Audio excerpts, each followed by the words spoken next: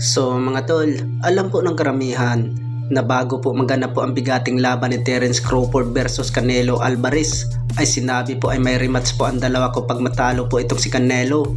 At pagkatapos po sa laban mga tol ay natalo itong si Canelo Alvarez by unanimous decision, ay sinabi po sa kampo po ni Terence Crawford na wala na pong maganap po na rematch po at wala na pong mangyaring rematch po nila ni Terence Crawford versus Canelo Alvarez. Bukod dyan, dahil po sa laban nila ni Canelo Alvarez versus Terence Crawford ay napakalinaw daw na talo talaga itong si Canelo Alvarez, at inamin naman talaga ni Canelo Alvarez mga tol na ayaw na siya makipag-rematch po kay Terence Crawford dahil po ay nahihirapan daw siya kay Terence Crawford mga tol.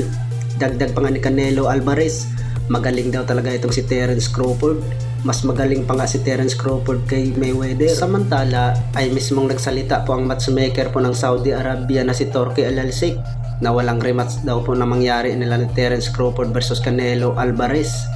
At banat po ni Turki Al-Alsik mga tol ay gustong itapat itong si Terence Crawford sa WBC Light Heavyweight World Champion David Benavides. Hindi po natin alam mga tol kung bababa po ng 168 pounds itong si Benavides para sagupain niya itong si Terence Crawford.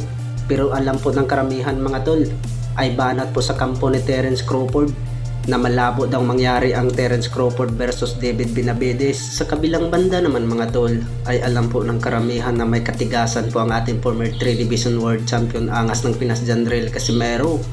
Ay banat po ng karamihan mga tol na magandang itapat daw po ang ating angas ng Pinas Jandrel Casimero sa WBA Lightweight World Champion na si Gervonta Tank Davis. Magandang bakbakan daw to mga tol kung sakali ay aakyat po ng division itong angas ng Pinas Jandrel Casimero. Ano kaya sa tingin nyo mga tol?